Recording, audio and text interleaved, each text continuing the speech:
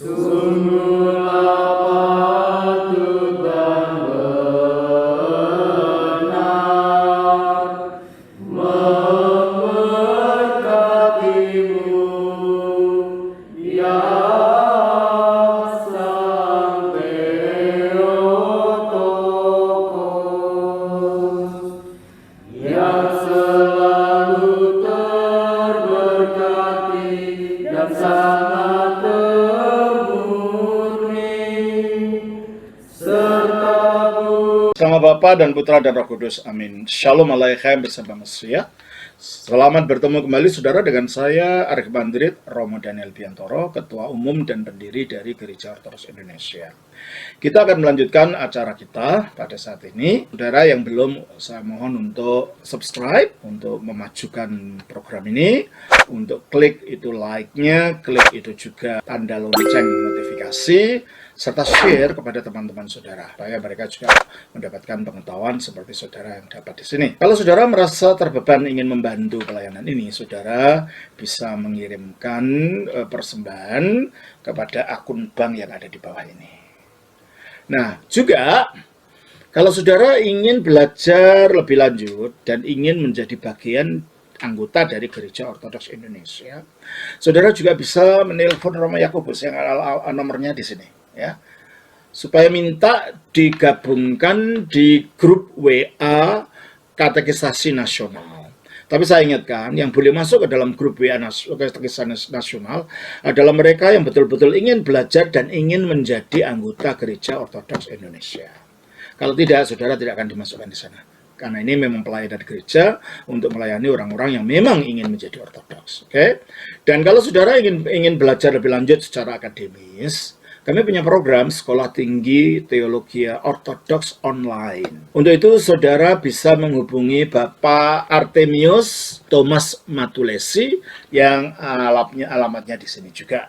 Sedangkan kalau saudara ingin membeli buku-buku yang kami tulis dan yang kami terbitkan seperti ini, yang lain ya, saudara bisa menelpon, mengkontak Ibu Theodora yang nomornya ada di sini juga, ya. Ini seperti buku-buku ini, ya. Ada yang terjemahan, ya, ada yang tulisan saya sendiri, dan ada macam-macam. Saudara bisa telepon Ibu Theodora untuk menanyakan buku-buku apa saja yang tersedia yang saudara ingin membeli. Tanyakan pada Ibu Theodora. Nah, kalau saudara ingin berkunjung ke tempat kami, ingin ibadah, saudara nanti di akhir dari tiap video kami itu ada daftar nama parokia kami atau nama komunitas ortodoks yang ada di beberapa tempat. Mungkin itu dekat dengan saudara. Nah, jikalau ada di dalam kolom komentar itu ada orang yang memberikan alamat kepada saudara, tetapi tidak ada di dalam daftar alamat itu, saudara abaikan saja, itu bukan orang kami, dan kami tidak ada. Kalau tidak ada, ya memang kami itu bukan alamat kami.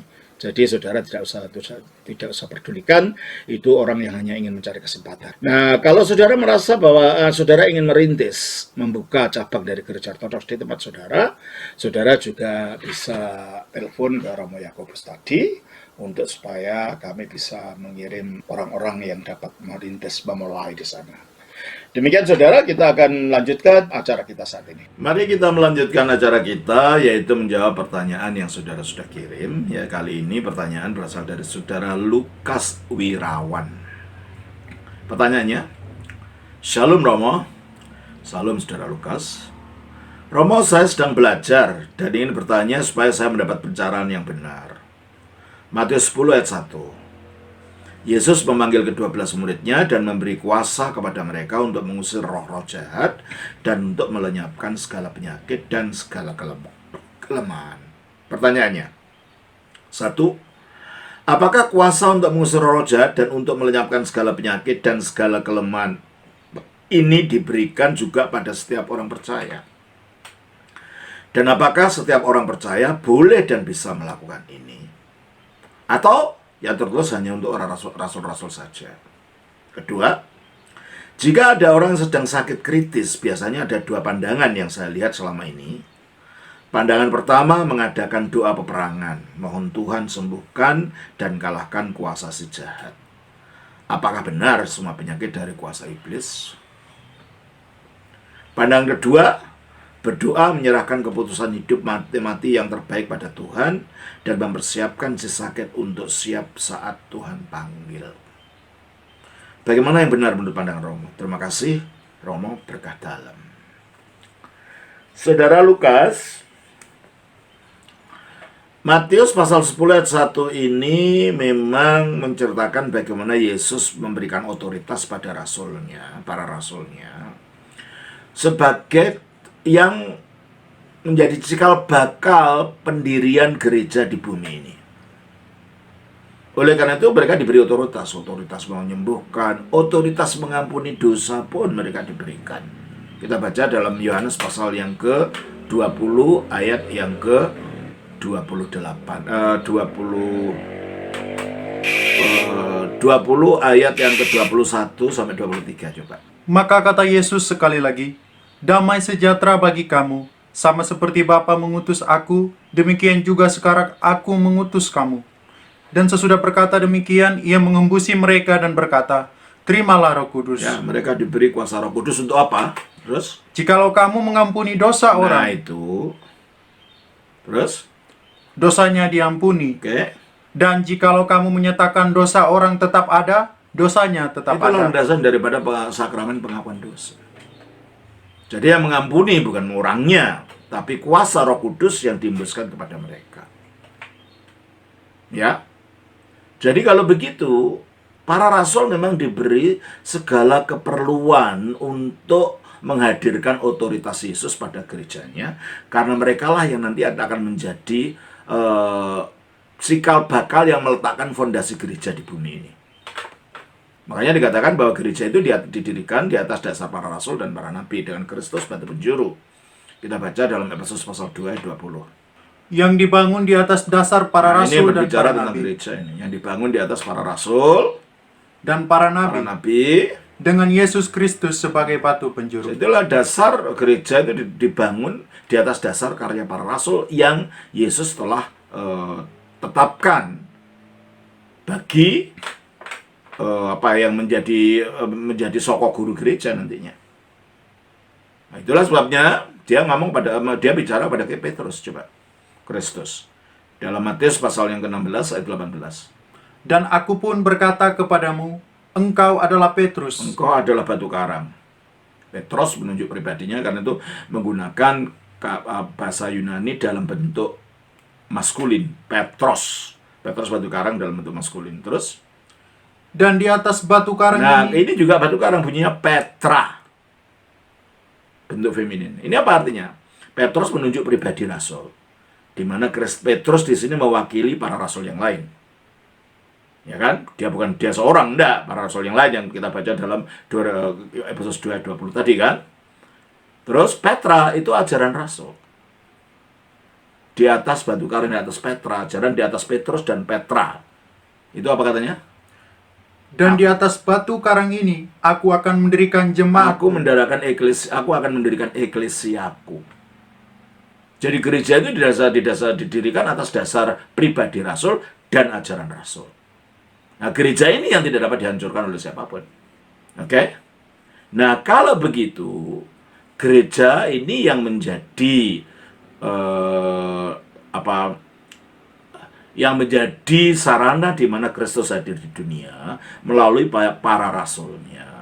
Dan setelah gereja itu lahir, didirikan pada hari Pantekosta, ya, di mana kita baca pada waktu Roh Kudus turun, kita baca Kisah Rasul 2, setelah Petrus berkhotbah di situ, setelah Roh Kudus turun, ayat 41. Orang-orang yang menerima perkataannya itu memberi diri dibaptis, dan pada hari itu jumlah mereka bertambah kira-kira 3.000 jiwa. Nah, itulah mulai awalnya gereja tahun 33 Masehi. Nah, setelah gereja berdiri, ternyata karunia-karunia itu diberikan kepada gereja. Maksudnya anggotanya, bukan gedungnya ya. Gereja itu eklesia, artinya orang yang dipanggil keluar. Ya. Dan Roh Kudus memberikan kepada masing-masing anggota gereja itu sesuai dengan kehendaknya. Bukan semuanya diberi karunia yang sama. Coba kita baca dalam 1 Korintus 12 ayat 28. Dan Allah telah menetapkan beberapa orang dalam jemaat. Beberapa orang, jadi ada semuanya. Beberapa orang. Ada orang-orang tertentu diberi karunia tertentu. Jadi nggak semuanya pasti bisa dengan karunia yang sama. Nanti kalau merasa semuanya bisa, nanti kalau kita tidak dapatkan, kita gagal, kita malah kecewa. Tapi kalau kita menyadari bahwa beberapa orang ditetapkan Dalam jemaat. dalam gereja, jadi bahasa aslinya eklesia itu. Terus Pertama sebagai rasul. rasul, ya tidak mungkin lah semua jadi rasul kan dalam gereja. Terus Kedua sebagai nabi. tidak mungkin lah semua nabi dalam gereja. Terus Ketiga sebagai nah, pengajar. ini jabatan yang paling penting dalam gereja yang menyangkut pengajaran. Rasul juga mengajar, nabi juga menyampaikan kehendak Allah, pengajar juga mengajar. Ini penting sekali, makanya pengajaran itu penting sekali, makanya ada nomornya. Pertama, kedua, ketiga, sesudah itu enggak. Apa terus kan? Selanjutnya cuma gitu aja. Selanjutnya mereka enggak keempat, enggak. Karena paling penting itu adalah ajaran. Ajaran itu yang membawa kita kepada kebenaran, membawa kita kepada keselamatan. Kalau karunia itu hanya untuk tujuan pelayanan ketika di dalam untuk kepentingan gereja itu. Makanya katakan selanjutnya apa? Selanjutnya mereka yang mendapat karunia untuk mengadakan mujizat. Mengadakan mujizat, termasuk penyembuhan. Ya terus kan? Untuk menyembuhkan. Menyembuhkan, ya mujizat, ya macam-macam mujizat. Menyembuhkan, terus Untuk melayani. untuk melayani, Untuk memimpin. untuk memimpin, Dan untuk berkata-kata dalam bahasa untuk roh. berkata dalam bahasa lidah. Lalu ditanya selanjutnya, Adakah mereka semua rasul? stop. Kalau dikatakan tadi beberapa dalam jemaat, ditanya apakah semua rasul? Ya tentu tidak, gitu kan? Terus, Atau nabi? ya tentu tidak semuanya nabi. Terus, Atau pengajar? atau pengajar yang enggak juga. Lainnya diajar siapa kalau semuanya pengajar? Terus, Adakah mereka semua mendapat karunia untuk mengadakan mujizat? nah tentunya tidak kalau begitu.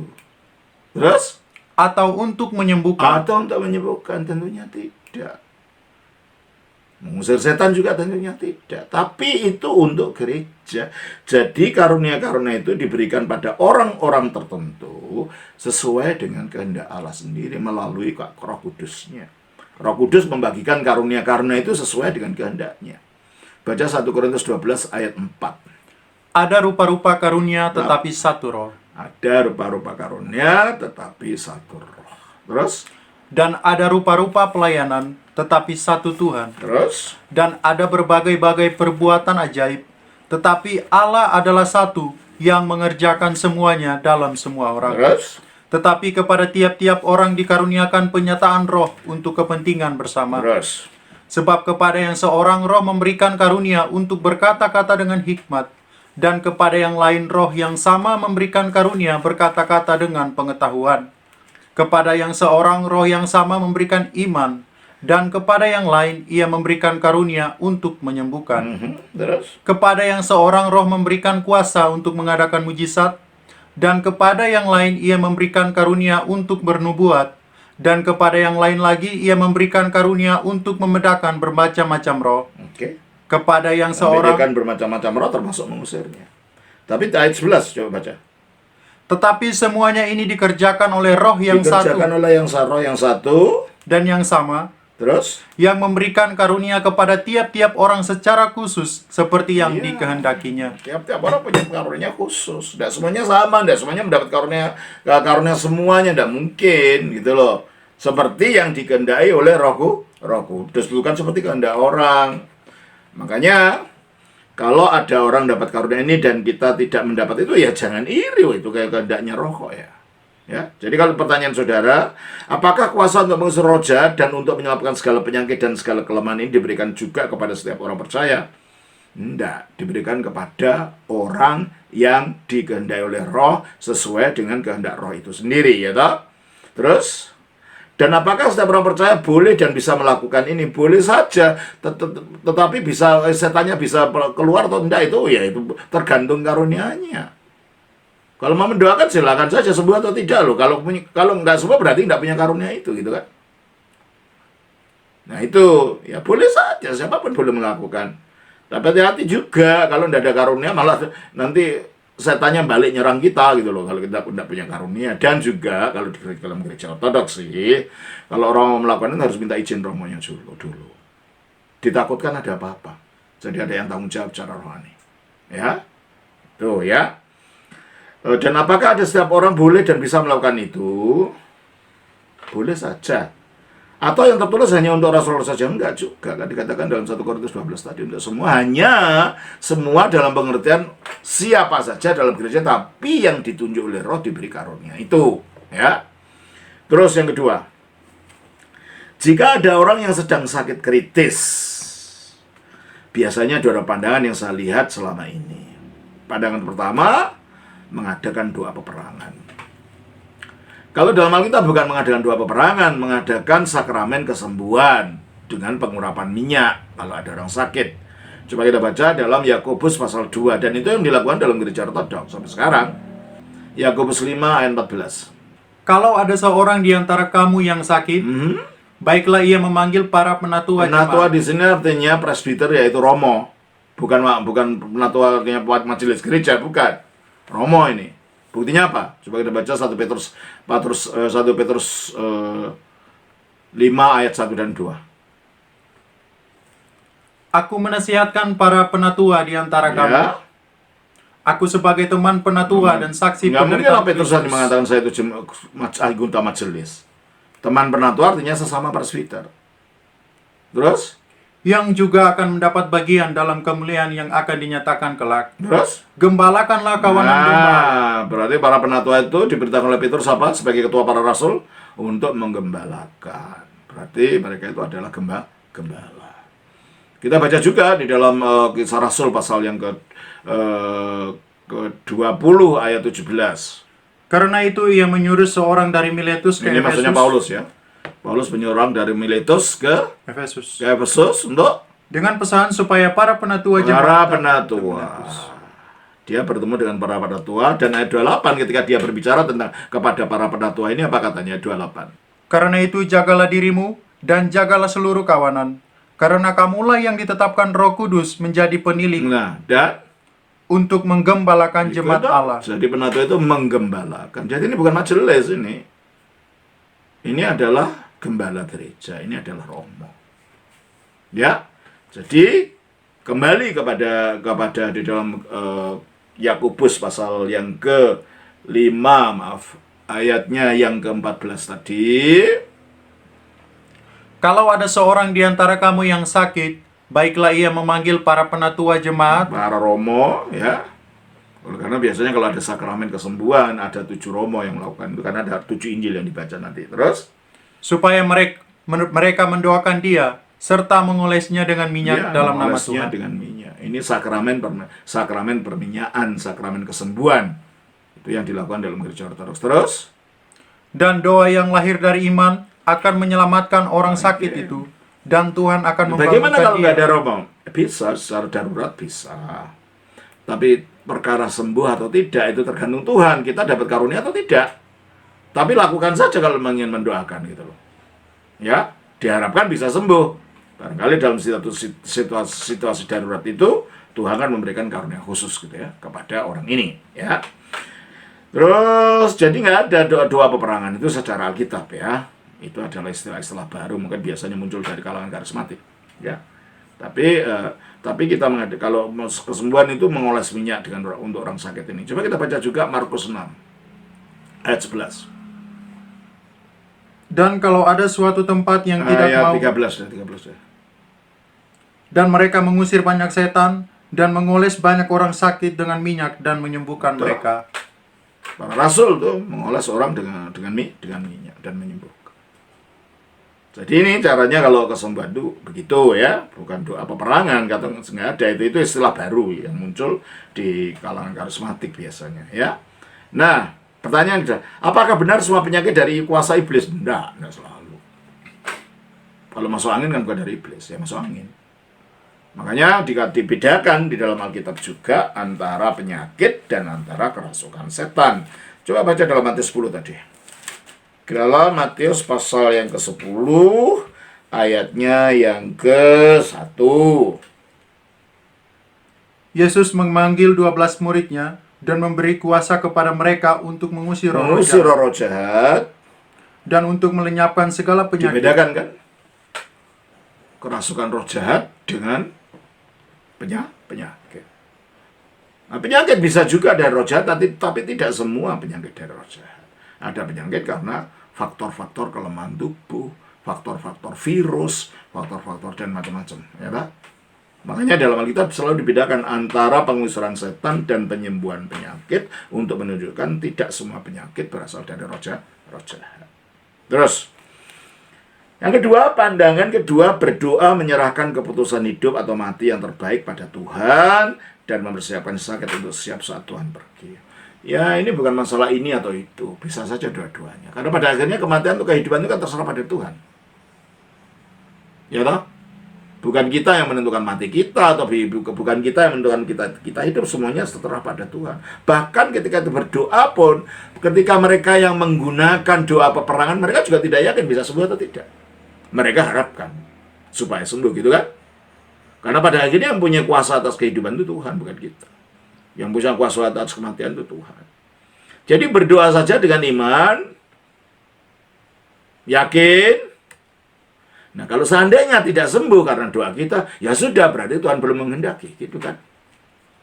Jadi jangan memaksakan Tuhan. Jangan memaksakan pikiran kita. Terserahkan semua pada Tuhan.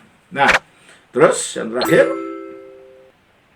bagaimana yang benar menurut pendapat dan Romo, yaitu sudah saya jawab tadi. Terima kasih Romo, berkat dalam Tuhan berkati. Saudara Lukas Wirayawan, saya kira itulah yang dapat saya berikan jawaban. Kiranya Tuhan memberkati. Shalom. Nama Bapa, Putra, Kudus. Amin.